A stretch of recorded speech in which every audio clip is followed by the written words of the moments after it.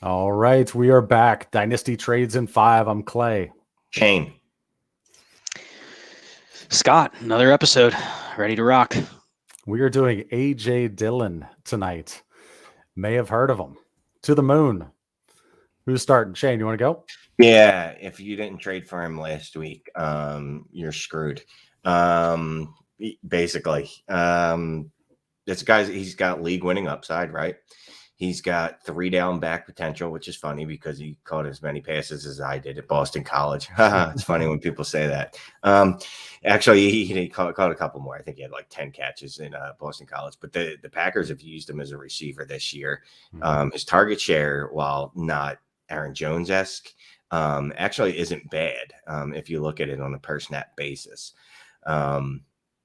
And he's actually going to be set up to be in a better position than Aaron Jones was because there's no AJ Dillon behind him. There's Patrick Taylor, I believe the guy's name is. Is that a real person? Yeah, whatever. He's not worth knowing unless it's, Dynasty. And obviously you need to pick him up because he's one injury away. But AJ Dillon should absolutely smash. If you can get him for a single first, fine. I'm fine with it because we're buying titles at this point, buying playoff seeds. If someone tries to get you to give up a first and a second, try to give up a first and a third instead. But I would not fault anyone if they wanted to give up a first-round rookie pick for him going forward. Scott? Yeah, I mean, before I even give my thoughts on AJ Dillon, Patrick Taylor, actually add Patrick Taylor in leagues.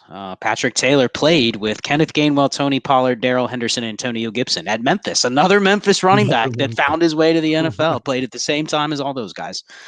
But yeah, I mean, AJ Dillon was RB 33 in DLF's ADP before the Aaron Jones injury. And I think we're assuming Aaron Jones probably is out for the rest of the fantasy season. So it's similar to what we talked about with James Conner. Like basically the guy ahead of him's gone. So doesn't mean AJ Dillon's going to get every touch. I actually would think that they're still going to give somebody else.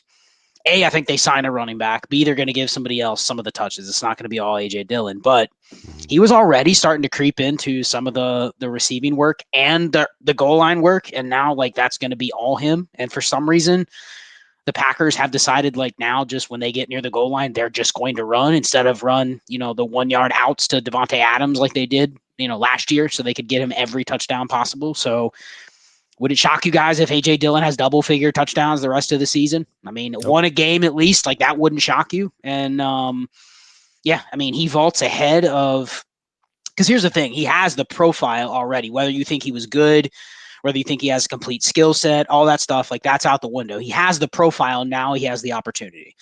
So, top 20 running back in Dynasty, maybe more. And, Aaron Jones, they can get out of Aaron Jones's deal after next year. And this could be the runway for it to be AJ Dillon standalone for, at least 1 to 2 more seasons after Aaron Jones is gone. So, yeah, I mean, I guess the question is, do you buy now? Because the price just literally went up 100% from what it was last night. And that's going to deter people from buying. A lot of people are probably going to sell. So that's what we're going to debate. What side do you want to be on? If you knew it was the super flex, of course, if you knew it was the 104 or AJ Dillon, what are you doing? Pick. Yeah, that's not close. 104. Come on. I'm crazy. I'm crazy talk here. 108, 109, 110, 111, 112, 113, 114. All yours for AJ Dillon. Yeah. Same. 108 is the highest you'd go, Scott? I think if you're giving me a shot to re-roll and get like the RB1 in a class, then the next Javonte Williams, that type of prospect, then I'm okay taking that shot. There's usually 1 or 2 of those guys in every class. Now, are you going to get as good a situation or the same usage? I mean, that's what you're kind of rolling the dice on. But if you get the 104, like that puts you in the mix for the wide receiver 1, the QB 1 or 2. I mean, that puts you in the mix for a lot of flexibility, a lot of trade equity. So yeah, I think you're more in the mid to late first range. Truthfully though, I think if you go to people with like a late first, they're going to decline it. You know what I mean? They're riding on a high right now. If you go to them with a playoff pick, I think people are going to want more. So that's kind of when we get into the sell theory. Okay, so are you going AJ Dillon and the call it 108 or DeAndre Swift? Ooh. Yeah, I mean, I think what Swift's doing right now, just from a receiving perspective, with a completely disastrous team around him, I think I'd still lean Swift. But it's crazy that that's gotten that much closer to like where I had to think about it because it's a good process deal. Shane. What Swift? That's not even close. Not even close. Swift. Look, I like AJ Dillon. I think he's a really nice running back.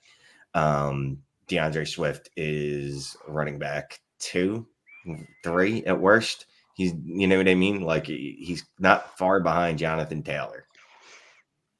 Okay. Dillon or Elijah Mitchell?